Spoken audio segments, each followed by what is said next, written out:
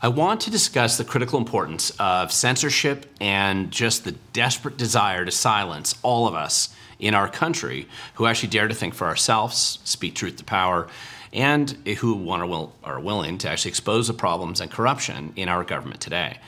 Now, rapidly, one of the highest priorities in our country's political class here, and even in our local communities today, has just been this effort to control the narrative, however false it might be, and to silence all who dare oppose them or question authority. Now, this has really become the epic conflict, I believe, for our generation today, and if we lose this battle, we will lose whatever little freedom and hope that we have left as a society for a variety of reasons. But before we discuss the drive for censorship at a local level or around the country, please feel free to like and share this video down below. Share it with your friends and neighbors and anyone else still capable of thinking for themselves. We don't need a majority of the population to watch our videos, but the more who do, the more it angers those who do want to silence people just like me. And you never know how the truth and the willingness to speak truth to power or perhaps question authority, you never know how much that might help tip the freedom equation just a bit more in our favor and sink the current efforts to silence us. It is a balance, and the free step of subscribing to this channel or sharing it with others can make a small difference and sometimes lead to bigger opportunities in the future. Okay, so like many people out there, I've been surprised that political insiders have been openly celebrating the censorship and silencing of political opposition and independent thought in America. I actually grew up in an era when both sides of the political spectrum appeared to agree to at least the theory of free speech. And frankly, despite my endless cynicism, I never really expected to witness the open effort to silence those of us who disagreed with the establishment like we're witnessing more recently. Now, this is more than just a national story, of course. Even in my home state of Washington, there are aggressive and repressive efforts to silence independent thought and speech by none other than Democrat candidate for governor Bob Ferguson, who has been occupying the office of Washington State Attorney General since 2012. But in recent years, he's actually been doing his best to implement and sponsor legislation that would create Washington State's own Ministry of Truth. It was in House Bill 1333. I produced some videos on this subject just a few months ago when he was actively lobbying for this effort, and it failed. Thank God. But Ferguson's active lawfare against free speech, religious freedom, and then attacking his political opponents, it's very well documented in our state. But unfortunately, this behavior just isn't limited to maybe a little corrupt tyrant in Washington State alone.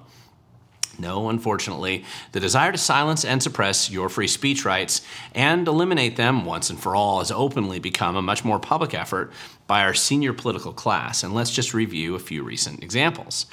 Recently, we actually had Hillary Clinton, who's a person who almost half the country voted for president recently, back in 2016, and basically who has spent most of her political career covering up the truth about her behavior and her husband's behavior, of course, the former President Clinton. She is a political insider like few others, and she's occupied the halls of power in our federal government for decades now. Now, she recently was quite open about the dangers of free speech, and in a CNN interview here said that if social media companies don't censor content, and I quote, "we lose total control." Now, many people have asked the obvious question here, exactly who is we? I mean, a little hint here, she isn't referring to you and I, she's talking about the political elite losing political control, losing total control. Even though she has personally funded misinformation campaigns for most of her political career, she only wants to censor the rest of us if we don't agree with her false narratives. Now, John Kerry, who's another Democrat failed candidate for president, and the recent climate czar for the Biden-Harris administration, is gallivanting around the world on the taxpayer dime, as he's done for decades.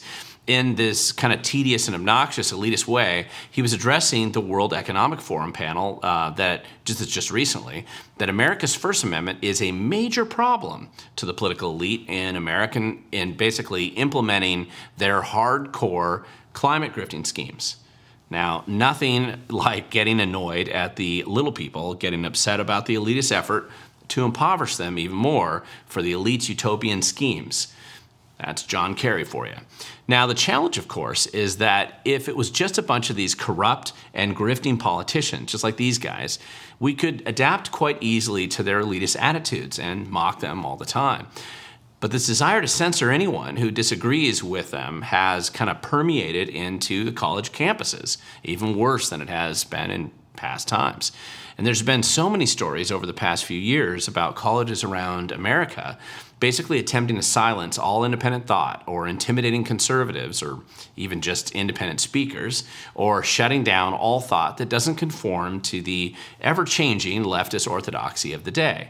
My state of Washington also used the failing and truly embarrassing Evergreen State College campus as a platform to highlight this abusive attack on free speech, as the famous photo of the Bat Brigade here was illustrated and been made famous.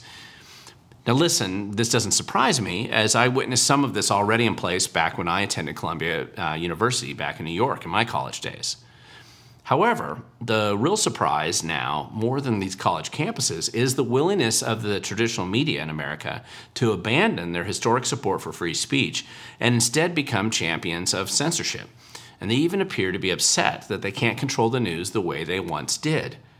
Earlier this year, the Wall Street Journal's Emma Tucker, in a roundtable World Economic Forum here, she was admitting that not that long ago, the traditional media controlled the news, the facts, and were gatekeepers, but that new media basically represented a major challenge and a threat to this former monopoly.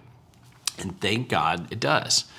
So when the media, our government, the political elitists, and our corporate big academia world are kind of all complaining about free speech, you might know that you must be particularly vigilant about protecting it. And you also know that they recognize the genuine threat that independent thought and true free speech truly represents to their various historic monopolies. And that's why they're mad about it. A few days ago, I was making a presentation to some activists in Port Townsend, Washington. And one issue that I discussed, and something that I believe we need to all understand right now, is that we do have a great power, far more than we appreciate, individually and collectively, to expose the truth about the corruption and the problems with government today. And not just government, but with our ruling class specifically, and the truth about maybe crime in our communities, or exposing collusion between government grifting operations and the horrible outcomes they always produce. And the many stories that our political elites don't want you to know. Those are the ones we should be reporting on. Now, it's important for us to remember this. They have tried to censor us before, many times actually, and they continue this effort today because they realize that if we retain and utilize our First Amendment rights, which Hillary Clinton and John Kerry and Bob Ferguson here, they're so frightened of, these guys know that their corruption could be exposed. And they can't just count on their friends and allies in the traditional media to cover up for them in the future. Others could and probably will learn the truth and eventually expose them, and they know this, and they can't put the lid on the truth as easily as they did in the past moving forward now. Now, they're going to continue to try, of course, and there is too much at stake for us to believe that they're going to surrender this quest to make Orwell's nightmare our reality. But it has proven to be a challenge for them, and they are openly complaining about it now. So we need to never sit back and assume that our freedoms are safe. They are not eternally safe. With these guys in charge of anything, our freedoms are very much at risk. But our ability to speak the truth to power, despite the threats and the intimidation, is really a big step towards reducing the likelihood that this corruption and abuse can continue. I'll also point out that while we are witnessing horrible speech suppression and persecution in Europe, England, and Brazil, and elsewhere around the world today, America is actually in much better shape than the rest of the world on this issue, which is actually why it's so important that we win this fight for our freedom of speech here if we have any hope to restore it elsewhere in the world. But of course, we can only be successful in protecting our free speech, our right to speak truth to power, and question authority today. We can only be successful if we're willing to exercise it and show up. If you hide cowering in fear in the shadows, something the elite seem to enjoy making you do, if you do this, you help them censor you and everyone around you. So don't presume somebody else is going to do it for you. Help spread the truth far and wide in whatever way that you can. If you're willing to do this, then I believe that you can be part of the solution. And if you're willing to show up, you can actively push back and become the nightmare that our political elite, here, these guys right here, that they clearly believe that we've become as we exercise our free speech. But we can only do this when we actively show up. And we have to actually show up. Because the future only belongs to those who show up.